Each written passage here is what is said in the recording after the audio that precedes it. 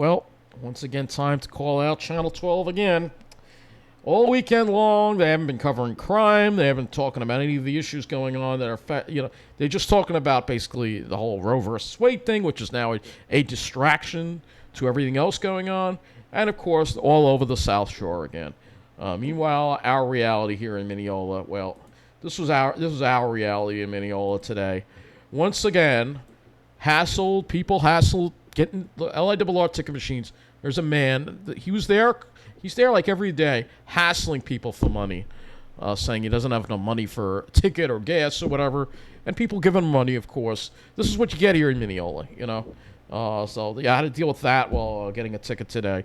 And then later on at Roosevelt Field, we have people going through garbage cans here. So, yeah, this is the reality of life in the middle of the island. Meanwhile, on the South Shore, it's all peaches and cream for these certain demographic, people here. And, of course, we all know, well, sorry, you've been priced out. Middle-class areas, diverse areas have all the problems in them. Now you got to live with a bunch of rich white people, and guess what? They only want to be with their own kind.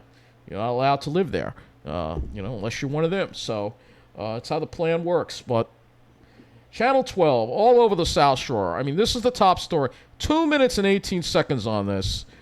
On pools, lifeguard shortage. That is the crisis in Nassau County. This is the crisis that Bruce Blakeman thinks right now. I got homeless people roaming around Mineola. In the county seat, he could care less. The pools are set to open tomorrow. I'm just so disgusted. However, Nassau and other municipalities this year have struggled to where find they are. enough lifeguards. In Wantagh. Newswell's Andrew Enger finds out why. The water, crystal clear. Wantagh. This is the priority for this network. This is the priority. And Monday morning, this pool in Wantagh will be alive with activity. But will there be enough guards to sit in these chairs? We have about 200 lifeguards now. We could probably use about 80 more. This is the priority. What about the homeless people in the middle of the island? How about not feeling safe when you're buying a ticket at the Long Island Railroad Mineola station? What about that? Blakeman says right now, the county has just enough guards for their pools and across. Official Stephen Grella says certification. So obvious with the demographic this network used to. It's a large application. Just raised wage to $20 an hour. Offered the aid is okay with younger guards. They're certified, right? As long as they're strong enough. It's all about these people, man. I tell you. It's fine. Officials at municipal beaches and pools tell me typically by the end of the. Yeah, you got to be with these people, otherwise you don't count for anything.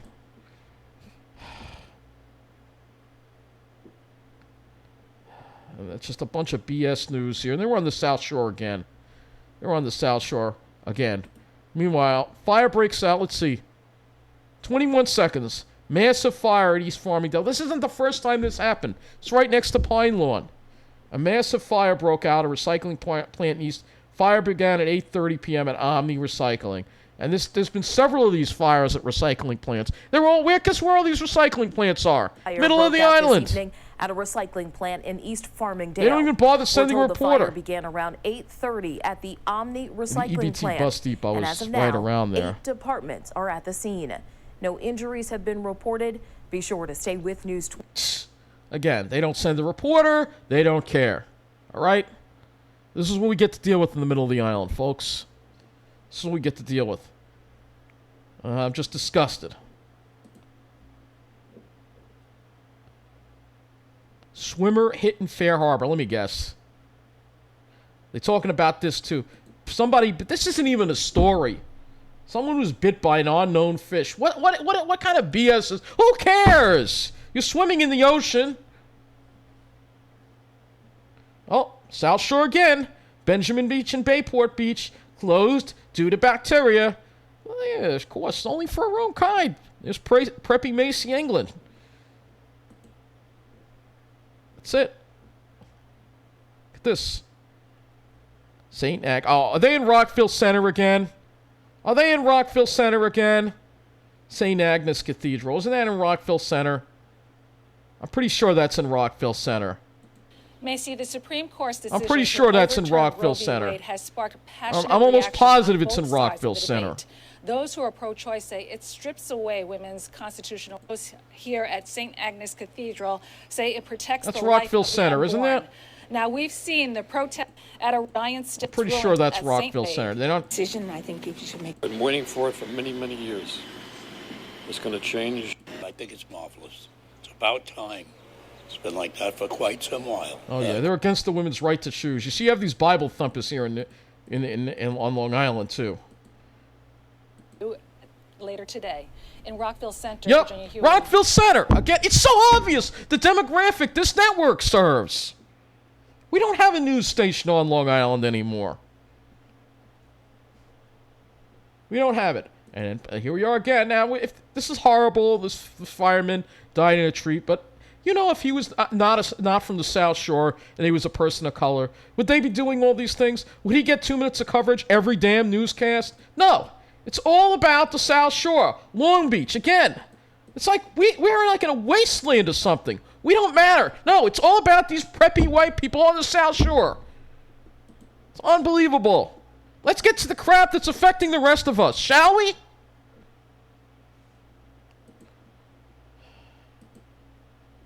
Officer hospitalized after Long Island teen larceny suspect becomes combative. A responding officer was hospitalized after a teenage grand larceny subject became combative near a Long Island park. This happened in Franklin Square, of course in the middle of the island, so who cares, right? At around 6:30 p.m. Friday, June 24th in Franklin Square, officers responded to Rath Park on Fenwith Boulevard for a disturbance between two juveniles. After arriving at the scene, officers were informed that a male juvenile suspect, age 17, took a backpack from a 15-year-old boy. So, that's a robbery. Officers approached the 17-year-old suspect at the intersection of Hoffman Street and Fenwith Boulevard, where he refused to comply with multiple verbal commands and then actively resisted arrest. After a brief struggle, he was placed into custody. As a result, an officer sustained an injury as the 17-year-old was combative while resisting arrest. The officer was transported to a nearby hospital for treatment. The 17-year-old, whose name hasn't been released, is in charge of second-degree assault, fourth-degree grand larceny, obstructing governmental administration, and resisting arrest, and he was probably released. Probably released. 24-year-old from Central Islip killed after car crashes into tree in Middle Island. Channel 12 barely covered this one. Again, it's the middle of the island. Who cares? I think they did speak about it. It's just it's just disgusted. They don't care about us, man. We are just forgotten. We don't count for anything.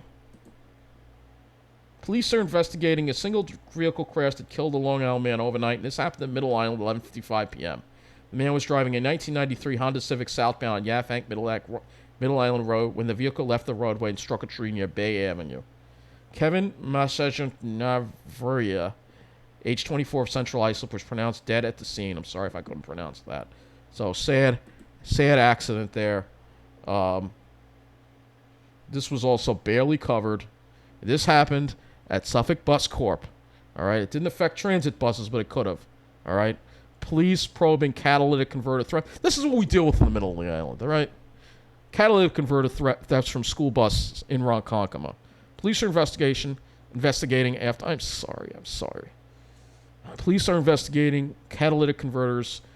Yeah, police are. I'm really sorry. I got to take a break for a minute. All right. I'm sorry. I just had a little bit of a panic attack, and I do apologize. All right, let's get where we left off at. Police are investigating after catalytic converters were stolen from nearly a dozen school buses on Long Island. Suffolk County Police said the thefts occurred sometime between Saturday, June 11th and Monday, June 13th, as the buses sat parked at the Suffolk Transportation lot on Pond Road in Ronkonkoma. So this is the Pond Road Depot, but it looks like it's just affecting school buses. So a total of 10 catalytic converters were nabbed from the buses. They are valued at approximately $5,000. Anyone with information leading to an arrest could be eligible for a cash reward. They're going to need better security at these yards, I think. Now, I think there's just school buses, but they do park transit buses there, too. I don't know how. I think it would be too involved for them to take a catalytic converter from a transit bus. They could probably do it from a minibus, possibly. Yeah, this is what we get to deal with here in the middle of the island.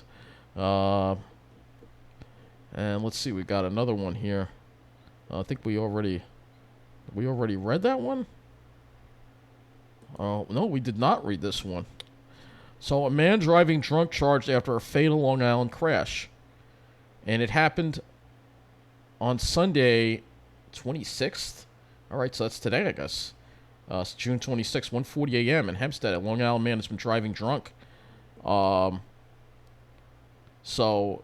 a 2017 Dodge Durango operated by Oscar Argueta, age 35, of Hicksville, was traveling northbound on Greenwich Street when it struck a 2017 Mercedes-Benz that was traveling eastbound on Martin Street.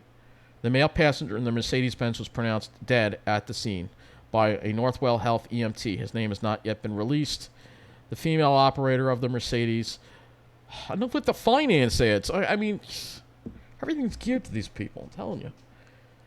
The female operator of the Mercedes was transported to a local hospital for treatment of minor injuries. Argueta is charged with second-degree vehicular manslaughter and driving while intoxicated. So, again, a major news story that Channel 12 did not even cover. It's despicable. It really is. And, again, an SUV crashing into a car. And he's from Hicksville. So, there you go. This is what we get in the middle of the island. Oh, boy. Got another one here. I think I already read this one already with these two stealing from Dick's Sporting Goods at in Melville at 870 Walton Road. This happened 7 p.m. Thursday, June 16th. Oh, man. Then we had another crash here in Westbury. They didn't cover this. Crash in a scooter. 10 p.m. on Sunday, June 26th. It's not a crime, though, but still a pretty bad crash there. But, yeah, this is just some of what we deal with here. While gosh. We're just forgotten. We are just forgotten. Completely forgotten. It's unbelievable. And then in the city, we have this. 15-year-old in critical condition after striking head while subway surfing. Yeah, subway surfing is becoming a huge problem in the city. This was on the 7 train. A 15-year-old subway surfer was clinging to life early Friday after he struck his head while riding on the roof of a 7 train in Queens. Cops found the teenager unconscious and suffering a severe head injury on top of a train car inside the 111th Street station in North Corona at 6:30 p.m. on Thursday. Police believe the boy was riding on top the southbound 7 train on the elevated tracks when he struck his head at an unknown object. Dramatic images from the scene show officers and paramedics lifting the scene off the train car roof and laying him down on the subway platform. He was rushed to Elmhurst Hospital, where the teen was in critical condition.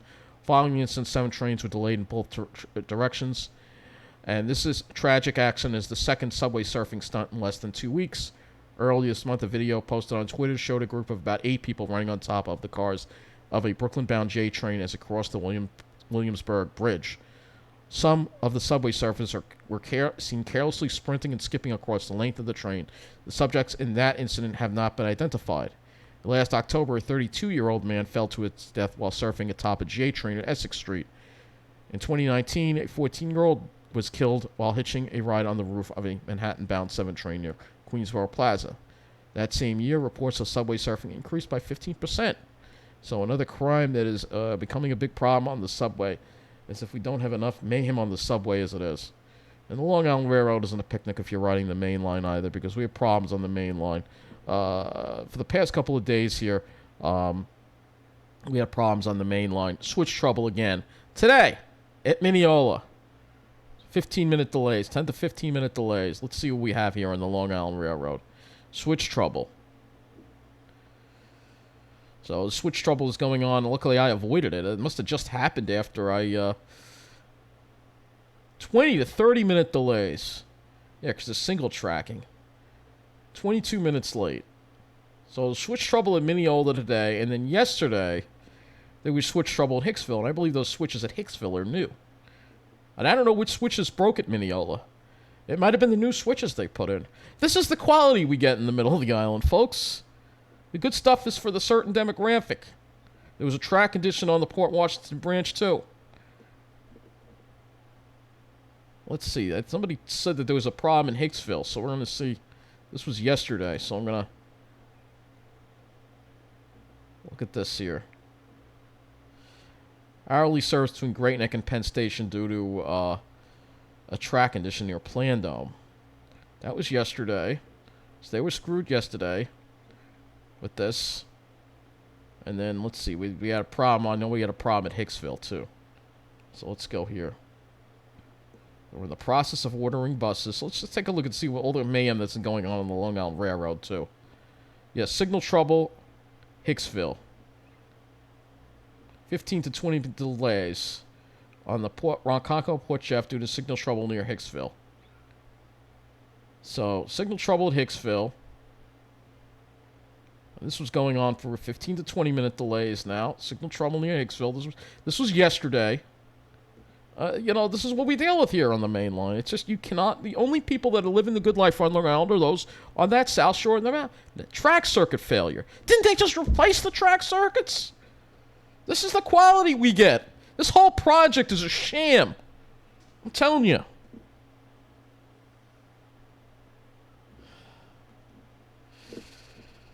And then there was a problem on the Greenport branch on Friday. If we go back and scroll back to Friday, it was a derailed freight train. Yeah, they had a disabled freight train. It actually was derailed on the east of Ronkonkoma on the main line. This is what we get in the middle of the island. We are just forgotten. And we get all the grief. We get all the grief, and we're forgotten. While those on the South Shore live it up and have a great time in their little world down there, only for their own kind. And, of course, you have people on here that like to say, well, sorry, John, you've been priced out. Now shut up and go live in New Jersey. Yeah, that's you might as well just say it in the comments. Just tell me to shut up and go live in New Jersey already. Because if I can't live in a thriving area on Long Island, that's what I'm going to have to do. That's it.